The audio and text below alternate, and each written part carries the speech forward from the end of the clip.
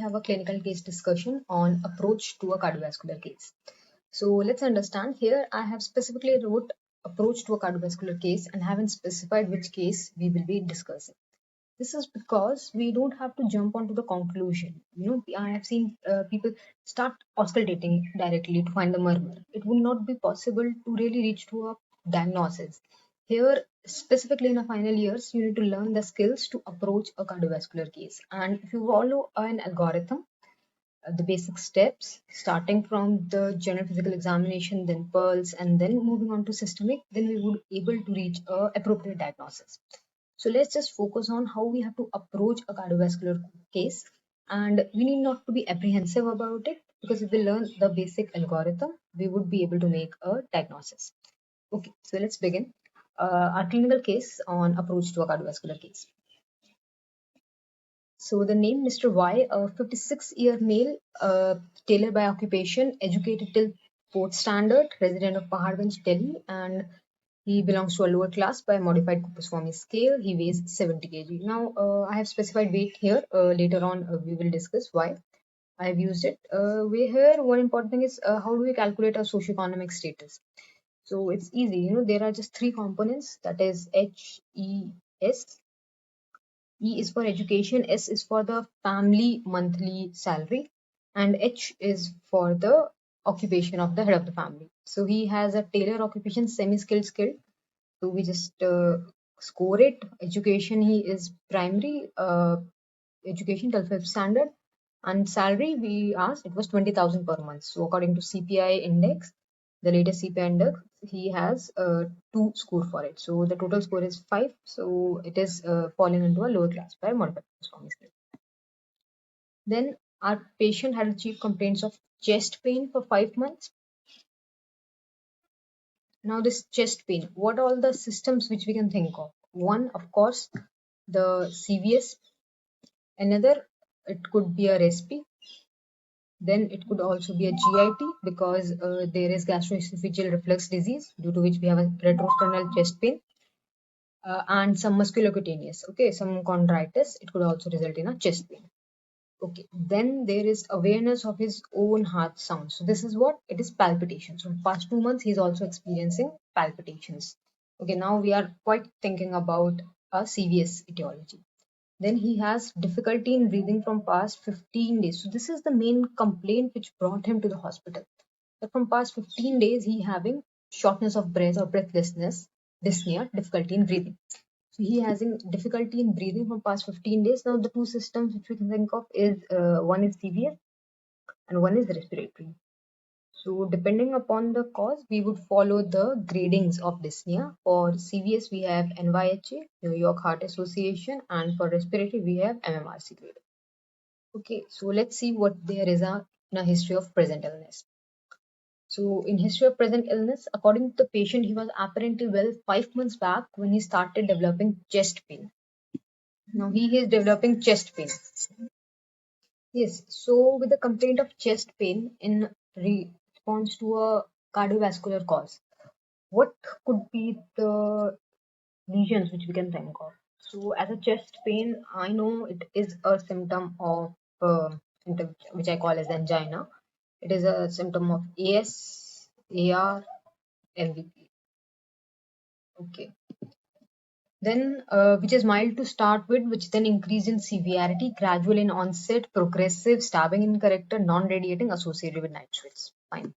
Then he also complains of awareness of his own heart sound, that is palpitations, from past 2 months, which is mild to start, which then increase in severity, progressive, regular, and relieved on taking rest, aggravated during exercise, exertionals, and passage of urine after an episode. Now, this finding you can ask in the patient. It is specifically pointing towards a cardiovascular etiology.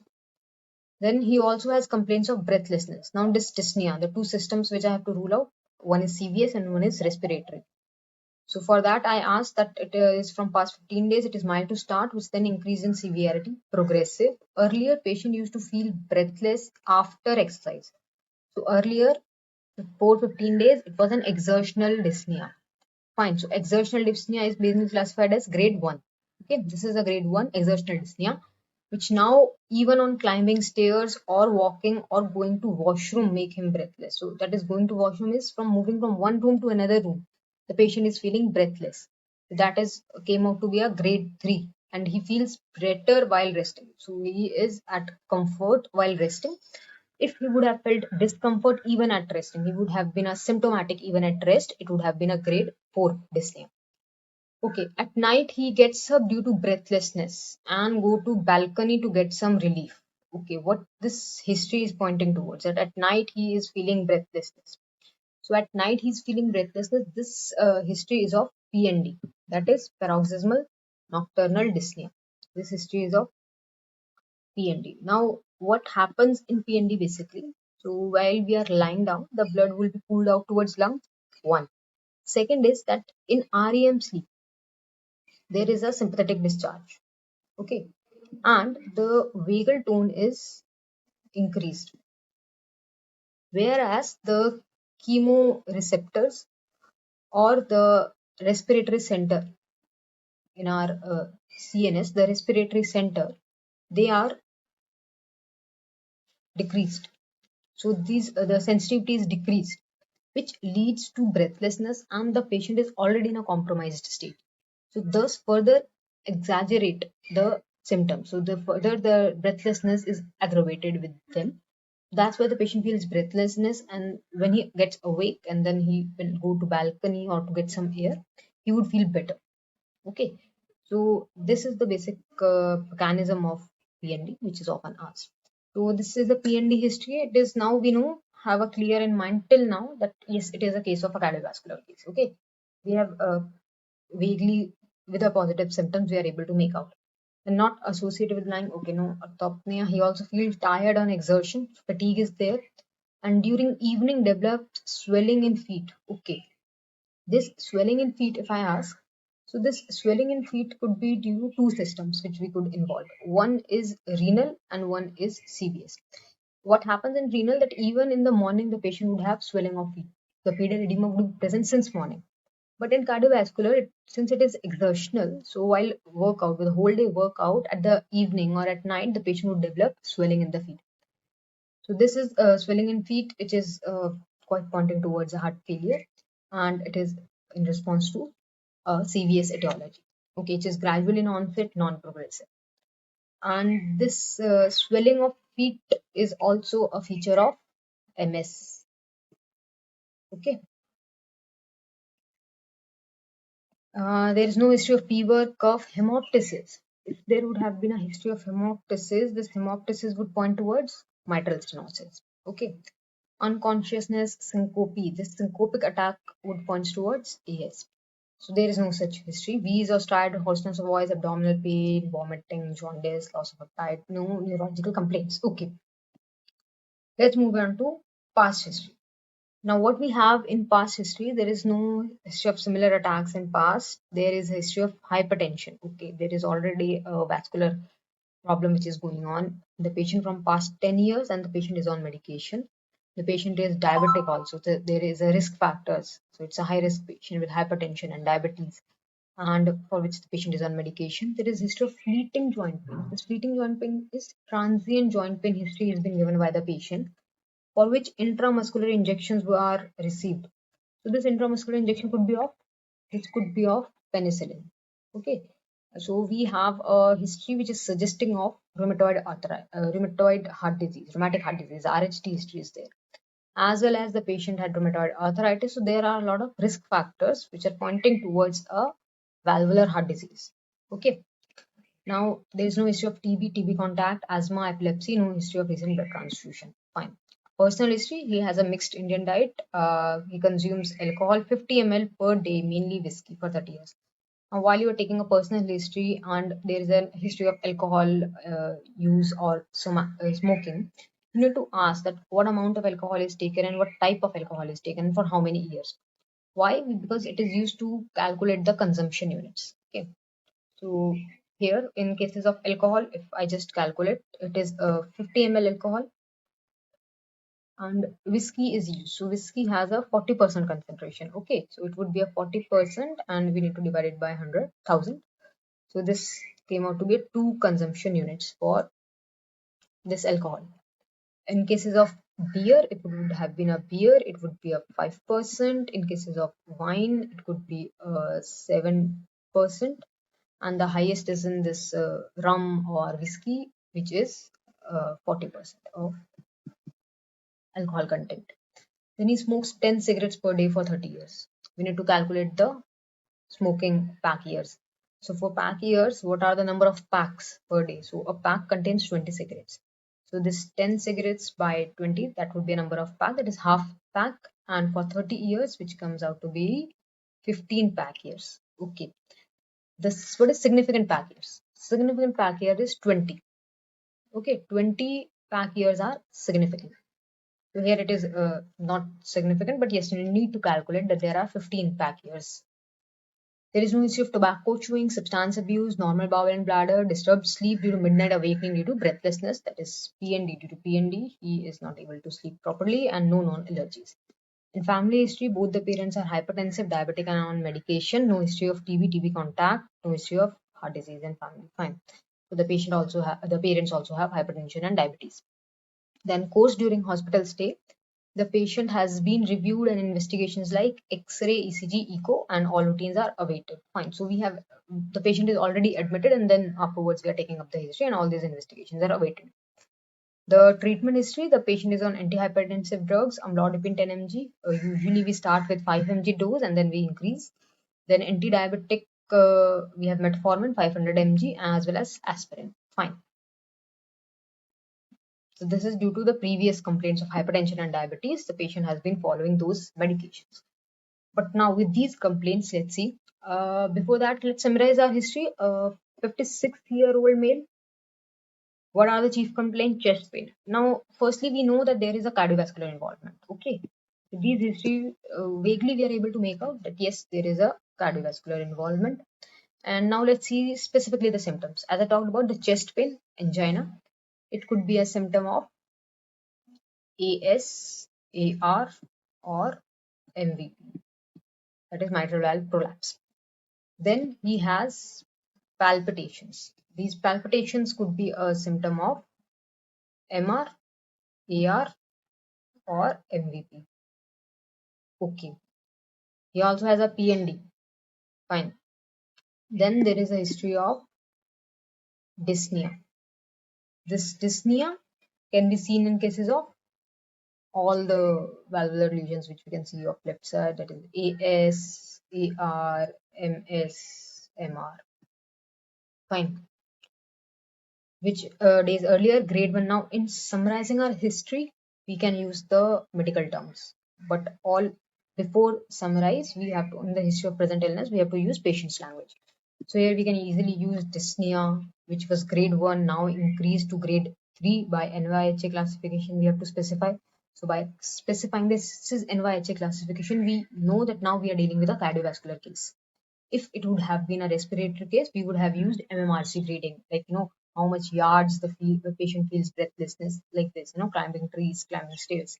These terms we would have been used, and we would have specified like from grade 1 to grade 3, grade 0, the MMRC grading. Okay. Then we have the patient is hypertensive, diabetic, the previous histories and the risk factors, the rheumatoid arthritis, and a history which is suggestive of rheumatic heart disease. So these are the risk factors, which again pointing towards a valvular lesion.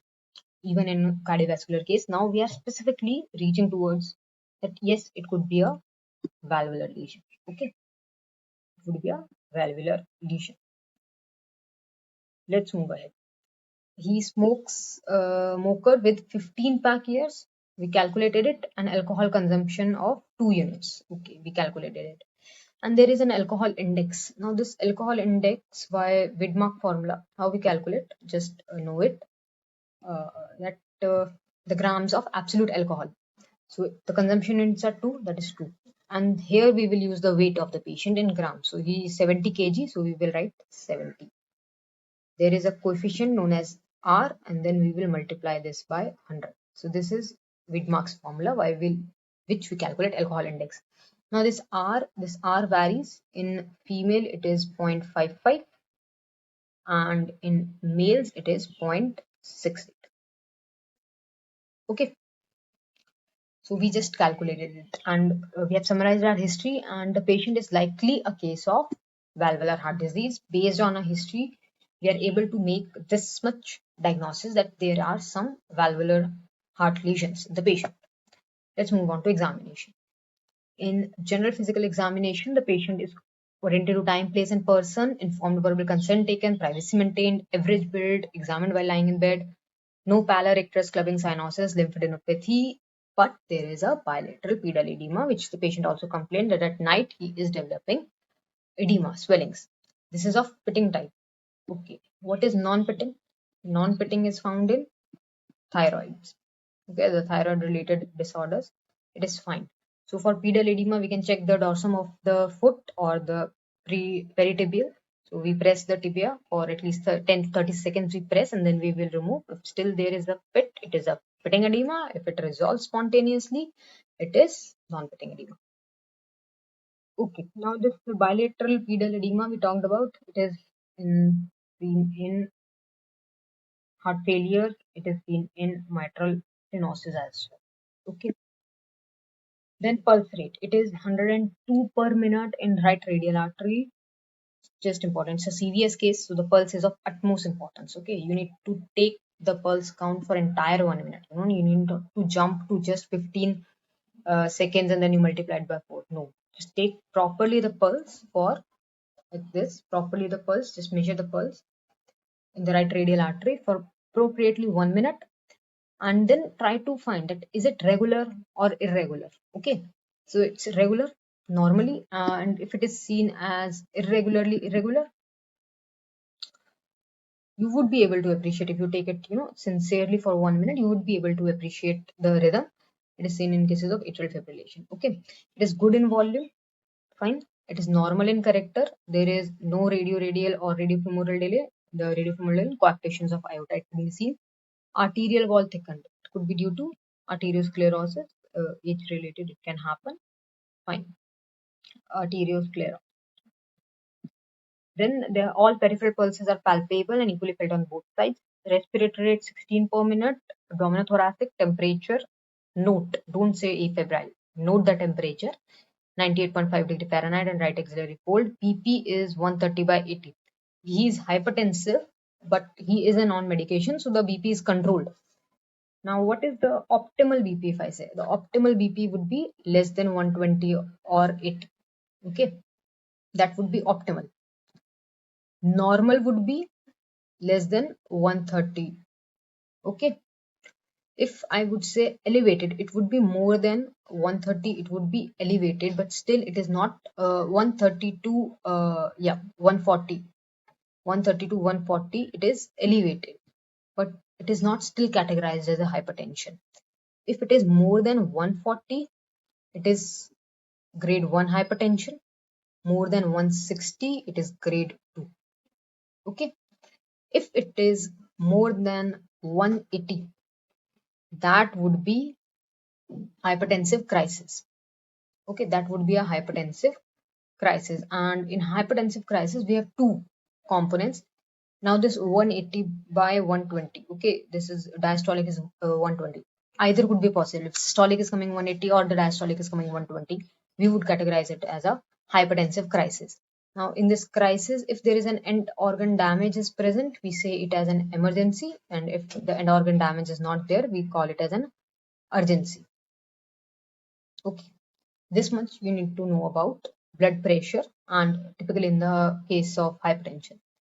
Then JVP is raised 10 centimeter of H2O. Now this 10 centimeter of H2O, how we measure the JVP? We measure the JVP by 45 degree angle, making the patient with 45 degree angle and with two scales. One on the sternal angle and then other on the elevated JVP, which we can see. We measure it and we add 5 from the right atrium. If we need to know, we add 5. So normally it is 5 to 8, and here it is 10, so it is elevated JVP, that is 8 centimeter of H2O. Okay, that is a JVP is being there, H2O, that is blood component. If we need to know the mm of Hg, then we would add 0.7. Okay, if you add 0.7, then it would be mm of Hg. Okay, now just focus on one thing which we need to know in cases of GBP, which is often asked, and you need to have it on tips. Okay, even if you have a cardiovascular case, the examiner is likely to ask you to draw a GBP, so you don't have to worry. You just need to know that it is basically a right atrial pressure. Okay, the right atrial pressure changes, whatever right atrial pressure changes according to the cardiac cycle. So I start with a curve, then I move downwards, upwards, and downwards. Fine. Now this is a curve. This is a x descent, v the positive waves, and y a y descent. Okay. Now what happens in A? There is active right atrial contraction, so the pressure is increasing. Okay. In X, there is after contraction. Now the blood is moving ahead. Okay. So the blood is moving ahead. Then what we have, the blood flow is moved. Then in Y, there is a passive filling from SVC, IVC. There is the SVC and IVC, the blood is being filled, so the pressure would increase in the right atrium. And then Y, the blood from right atrium will move to right ventricle, and this without contraction, the passive filling of the right ventricle. This would result in reduction of the pressure. Okay, and then if it contracts actively, then the pressure would rise again. That again we would see a curve. So just have a overview of GVP. Okay, let's move on to head to toe examination. Hair black, normal texture, eyes. Xanthelisma deposits are present. So what are xanthelisma deposits? These are basically indicating the lipid profile of the patient, that is cholesterol is high. So these cholesterol deposits are, you see, okay, these deposits which we can appreciate around the eyes of the patient. This, okay, this somehow there. These are the xanthelismas, which are cholesterol deposits. Okay, so the patient has poor lipid profile now. We can think he has hypertension, poor lipid profile, cholesterol is indicating to be high because it has been deposited. So there could be some underlying coronary artery disease. Okay. Then no koilonychia, tongue is normal, moist, angle of mouth normal, no sign suggestive of vitamin deficiency, cheilosis, angulostomatitis, condition of skin is often. Gynecomastia is present. How do you say gynecomastia is present? So that's why it is important to examine the patient fully and adequately. Okay, you need to expose the chest by maintaining the adequate privacy. To understand that yes, gynecomastia is present, you need to know that this breast disc, it would be more than 4 centimeter or more than the areola complex. Okay, so then you say that gynecomastia is present, and this gynecomastia is indirectly a sign of mitral stenosis. Now we have another finding which is pointing towards mitral stenosis. Okay, so we discussed a lot of findings. The chief complaints that chest pain had this aortic components, then the palpitation had MR component and AR component, but the dyspnea is pointing towards MS. Now we have gynecomastia which is pointing towards MS. Now what are the further examination findings which we will able to differentiate that is it an aortic lesion or a mitral lesion? And then what type? Is it a stenotic or a regurgitant? Fine, but as for now, till the general physical examination, we are quite sure that yes, it is a cardiovascular case. One, second, pathology. Third, it is a left side valvular pathology. We are this much sure. Okay, so it could be an aortic component involved or mitral component involved. Fine. Then systemic examination. So let's start with CVS examination. Inspection of precordium, bilaterally symmetrical, no apical impulse visible. Fine. No prominent veins over chest wall. Okay. So on inspection, everything seems quite normal. Then we will start about the palpation. So it's so important that you just go in step by step. First inspection, palpation, percussion, and then auscultations. Never jump directly on auscultations in cases of CVS cases. You will not be able to appreciate any kind of murmurs if you just directly jump. Okay. Then on palpation in the mitral area, we have a apex beta fifth intercostal space. It is normal. Okay. If it would have been outward and downward, it would have been a case of MR. Okay, in MR cases, we have an apex beat to be outward and downward. Tapping in character. So when you place your tip of the fingers, okay, when you apex beat is palpated with the tip of the finger. So when you palpate it with the tip of the finger, you can say that it is tapping. Now this tapping is seen in cases of MS. We have another finding which is pointing towards MS. Now the beats could be sustained or hyperdynamic. This sustained, it is seen in cases of aortic stenosis. So it could have been sustained. We could think of aortic valve to be involved. In cases of hyperdynamic, it could be some regurgitant lesions could be there, MR, ER. Fine. There is no pulsation thrill in the pulmonary area. The pulmonary area is clear. So the right valves are not involved. The right-sided valves are not involved. Pulmonary region is clear. Parasternal heave grade 2 is present. Okay. How do you, okay, so there are three things, with the hand there are three things. One, with the tip, you palpate for the apex beat. Then with the base, you palpate for the thrill, if there are any thrill. Then with the hypothenar eminence, like placing your hand over the parasternal area, you palpate for heaves. Okay. Now heaves are also of three grades, 1, 2, and 3. Okay. So this grade 2 is there, that yes, you are able to palpate it, as well as when you pressurize it forcefully, the heave obliterates. And if it is not obliterated, the hand is lifted, it would have been a grade 3 heave. Fine. So this is a grade 2 parasternal heave is present. Then there are no thrill over carotid area, epigastric parasternal pulsations. Fine. Okay. And since there is a thrill is also present, so we are likely to expect a murmur also. Okay, this palpable murmur. So we are likely to expect a murmur also. Let's see what are the findings on auscultations.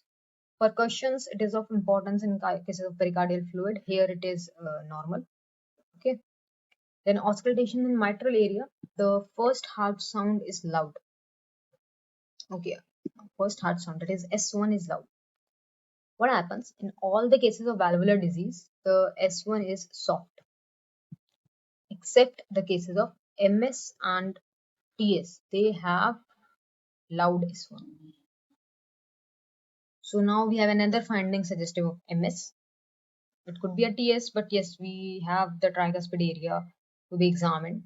There is no such aortic, new aortic areas. There is no such uh, pulsations and palpations, and further, even on auscultations, there are no associated findings. So likely we can think of MS till now. It is regular mid-diastolic. Mid-diastolic murmur is appreciable. Mid-diastolic murmur. Mid-diastolic murmur is seen in cases of MS.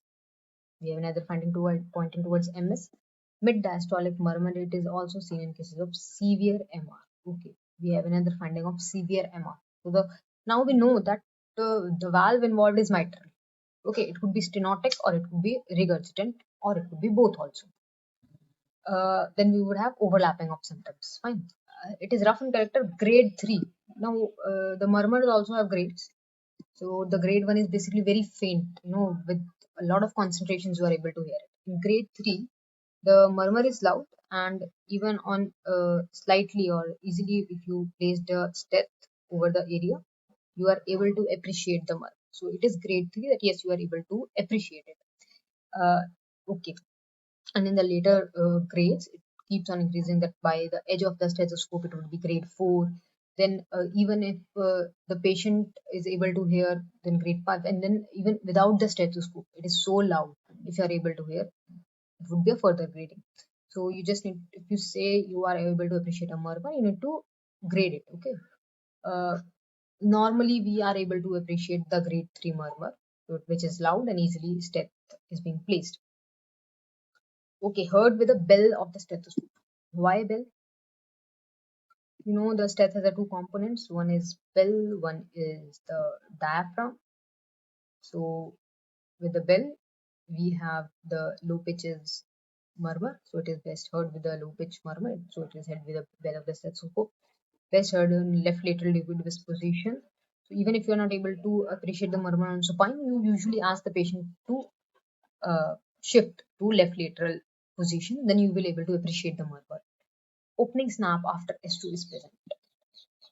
So sometimes, rarely we are able to understand, but there is a very small noise. Okay, there is a very sharp noise is there just before you hear a murmur. Okay, and after which the murmur continues, the mid diastolic murmur continues. Okay, so opening snap, if you are able to appreciate, this is again also a feature of MS only, and this is heard with a diaphragm because it is of high pitched, a very sharp shrieking noise is there, a shrieking sound is there, and which you hear just after the S2, and then after which the murmur continues. Okay, in pulmonary aortic tricuspid neo-aortic area, this would be a neo-aortic area would be a third ICS, and there is no murmur or added sound, no carotid bruit, no pericardial rupture. Fine. All other areas are fine.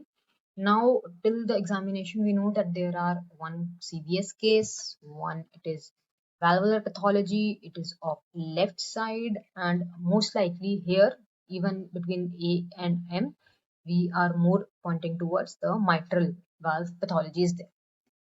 Fine. So let's see if we are able to appreciate this murmur of mitral valve stenosis mid diastolic.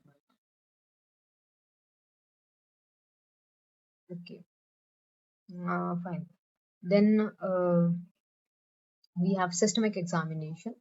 In now in CVS cases, we have two systems which we need to examine. One is resp and other is abdo. Okay, per abdo examination is important. Why so? Let's just know that for per abdo, the two things which you need to say, you need to think of any tender hepatomegaly is there or not. Okay, and ascites. Whenever a CVS case is presented to you, yes, fully do the CVS examination. At the same time, do not miss on a respiratory examination and per abdomen examination, because initially, while discussing on the approach to a CVS case with the history of a chest pain, we talked about the systems which will come in mind is CVS, resp, GIT, musculocutaneous is okay, which you can rule out, but then these two systems of resp and per abdomen has to be ruled out, and then further, yes, if we are dealing with a serious case, you need to rule out the tender hepatomegaly or ascites is present or not. So in respiratory system, it's normal, no overcrowding, regular. Okay, so respiratory system is within normal limits. On per abdomen, it is normal, like a soft. Okay, it is non-tender. Fine, it is not tender. No palpable hepatosplenomegaly. So no hepatomegaly is there. 100 sites free. Shifting dullness absent means ascites is not there. Okay, normal bowel sounds. CNS is also higher motor functions intact. Since fine, all the systems are within normal limits, and we have seen. Let's summarize our history as well as our examination. What are the important points here? Our patient, 56 years, male, he is hypertensive, diabetic, smoker, alcoholic. All the risk factors are there. Then there is a history suggestive of rheumatic heart disease, another risk factor for valvular lesions, and with the chief complaints of chest pain. With chest pain, what were the valves which we were thinking about? We were thinking about aortic stenosis or aortic regurgitant or mitral valve prolapse. Fine. In palpitations, for palpitations, what we were thinking about? We were thinking about regurgitant lesions like uh, MR and AR as well as MVP. Then here PND, we have a CVS case here. Dyspnea, for dyspnea, we had AS, AR, MS, MR. Okay, it is by from grade 1 to grade 3 by NYHA classification. It's a CVS case confirmed with the valvular lesions. He has a tachycardia of 112 beats per minute. Arteriosclerosis is there, examined. Okay, in pulse, now there is one more important thing which I want you to know, that while examining a pulse, uh, it is regular in this case, and we talked about the irregular pulse to be of atrial fibrillation. Other than that, there is parvus et tardus, the late pulse. Tardus et tardus, it is late coming. Okay, this is seen in cases of AS. There is disference pulse. The two peaks would be there. Okay, when you will palpate for the pulse, there would be two peaks which we can appreciate, and this is cases of AR. And another pulse is there, that is water hammer pulse. Okay, this water hammer pulse is often asked that how would you demonstrate this water hammer pulse, and it is seen in cases of AR or PDA, patent ductus arteriosus. So in water hammer pulse, what we usually do, that we palpate. Okay, we palpate the pulse. We palpate the pulse with 3 fingers. Okay, and while palpating it, we now know the volume and everything. We will make the patient raise his arm over his head. Okay, over his head. While raising his arm over his head, we will keep on palpating. So what are would be the pressure changes, or what would be the volume changes? Okay, usually the pulse collapse. Okay, while raising up the hand upward. So this would be a water hammer pulse, which is seen in cases of aortic regurgitation. Okay, you can easily demonstrate it on the patient, and often the examiner asks you to demonstrate water hammer pulse, even if it is not a case of AR. Okay, if it's a CVS case, the examiner would often ask you to demonstrate it. Then respiratory rate we talked about, BP we discussed, the hypertension, JVP we know it is raised, and we have made it. What are the waves? A, X, V, Y. The A and V are the positive waves. X and Y are descents due to fall in the pressure of the right atrium. On hand to toe, xanthelasma is present. Cholesterol deposits are there. Gynecomastia is present, pointing to a feature of pointing towards mitral stenosis. On system examination, tapping apex beat is seen in cases of mitral stenosis. Diastolic thrill is there. Grade 2 parasternal heave is there. Or auscultations there is. Now this parasternal heave is actually a feature of right ventricular hypertrophy. In cases of right ventricular hypertrophy, we see a parasternal heave. So here, yes, the valves. Now we are actually pointing towards this mitral valve. Okay, we know.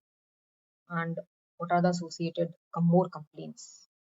So this is right ventricular hypertrophy. Auscultations of loud S1. It is in cases of mitral stenosis, mid diastolic murmur, grade 3, mitral stenosis, as well as severe MR. And before which a high pitched opening snap is there. This opening snap is also a feature of mitral stenosis. And no tender hepatomegaly or ascites is present. We have summarized our case.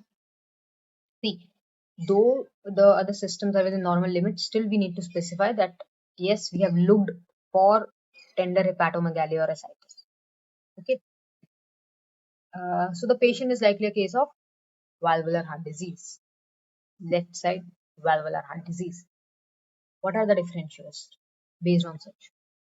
So the differential would be a left side valvular lesion. What it could be? The first differential which we can think of is mitral stenosis, because a lot of findings are suggestive of mitral stenosis. What are they? From the complaints of dyspnea. Okay. Then moving ahead, we have risk factors of like RST the patient has. Then on examination, we find gynecomastia also. Then we have tapping apex beat. Then we have mid diastolic murmur also, and we have a diastolic thrill, as well as on auscultation it is a loud S1, and there is opening snap also. So all these features are actually pointing towards mitral stenosis. In cases of mitral regurgitation, yes, we have his complaint of palpitations.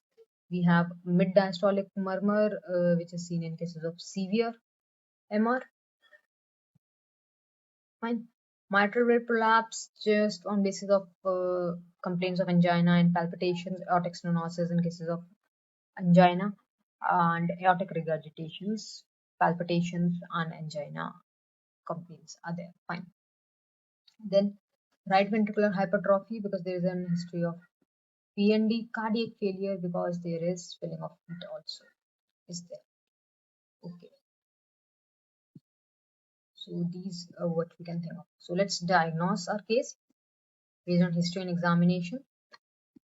A 56-year-old man, hypertensive, diabetic, smoker, alcoholic, with history suggestive of rheumatic heart disease is probably a case of left-sided valvular lesion, likely due to mitral stenosis, and as well as I can actually add with the severe MR also. But I need to perform the ejection fractions to know that if it is reduced or not, less than 60% or not. With likely right ventricular hypertrophy, yes, because we have a history suggestive of it. With heart failure, we have a finding suggestive of it. Fine. So this much diagnosis you need to be able to make out in cases of cardiovascular case. Okay. If confirm it is a cardiovascular case, one, confirm it is a valvular etiology or not with the risk factors as well as the history and findings, then confirm that it is left sided or a right sided. Okay. And then no, let's see, in cases of murmur, when I talked about, right, it was a mid diastolic murmur over here. If it would have been a pan systolic murmur, whole throughout the murmur is present, you are very good to appreciate that kind of a murmur.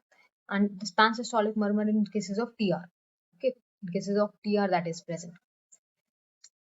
Okay, if it could be a cases of right-sided valvular lesions or not, and then associated with, okay, the patient is in a compromised state, the patient has shock-like condition or not, the patient has right ventricular hypertrophy, the patient is in heart failure or not, you need to add it accordingly. Fine. Let's move on to investigations. So here in the investigation, we perform the ECG. So what do we see in ECG in lead 2 if you are able to appreciate this? Now what's this basically? Let me just be for that. It is a P, it is Q, R, S and a T. Fine. So here in this second lead, we see this. Okay, are you able to appreciate this? This is basically P mitral. In the P wave, there is two peaks, so this is P mitral and this suggests the left atrial enlargement. Okay, when this left atrial enlargement is there, which will further lead to right ventricular hypertrophy. In this case, it is already leading to right ventricular hypertrophy, and then further left right atrial enlargement will be also there. So, and this is seen in cases of mitral stenosis. Okay, so we have a finding in ECG in mitral stenosis. Other than that, what's important is there, is it if we have a atrial flutter or fibrillation. Okay, atrial flutter or fibrillation. So in flutter, it would be a finding like this. Okay, the multiple waves. Whereas in fibrillation, it would be the long waves. Now, why is it important? It will help in the treatment of the patients. If the ECG showing the findings of mitral stenosis as well as of atrial fibrillation, we will plan the treatment to be a surgical balloon valvotomy would be planned. Another investigation is echo. So on echo, what do we obtain? This is a normal mitral valve. Okay, you see the area. Okay, and then compare it with this area. It is narrow, right? So normally it is like 4 to 6 centimeter of area which we have, and if it is less than 2, then we say there is a narrowing of mitral valve. Okay, if it is less than 2, less than 1.5, less than 1, and this is a severe mitral stenosis. Fine. So the area is narrow. Let's talk about management quickly. In severe MS, the mitral valve area it is less than 1 centimeter per square. Then we will know the NVHA systems. Why is it is important to have a dyspnea classification? Because it will help in the further management. If the patient is 2, okay, and symptomatic, means he is feeling breathlessness in ordinary activities, less than ordinary activities, symptomatic even at rest. So more than 2, then we will plan for a surgery that would be a balloon valvotomy. And if he is asymptomatic, only on exertional he is feeling dyspnea, but on ECG it shows atrial fibrillation. Okay, I talked about if there are waves like this. Okay, then it would be atrial fibrillation. If it is present, we'll plan for a surgery that would be a balloon valvotomy only. If there are no signs of atrial fibrillation, we can conservatively manage the patient with ACE inhibitors. Okay, captopril, lisinopril, we can manage the patient. I hope this is clear to you and it would be a good clinical discussion on approach to a cardiovascular case. Just be important in mind. Let me just summarize it. What we have to focus on, which is actually of an utmost importance. That first, know that it is a CVS case. You need to differentiate from the resp and GIT.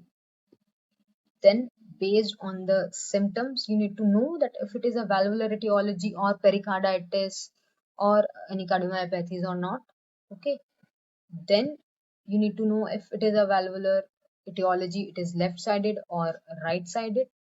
And if it is left sided, then you need to know differentiating between aortic or mitral valve lesions. And then, plus with all these lesions, we need to know that if there is any hypertrophy of the ventricle, right ventricular or left ventricular hypertrophy is there or not, plus the patient is in cardiac failure or not. Okay, if there is, the patient is in heart failure or not, we need to know. Okay, this much is required to reach the diagnosis. I hope it is clear to you. Thank you.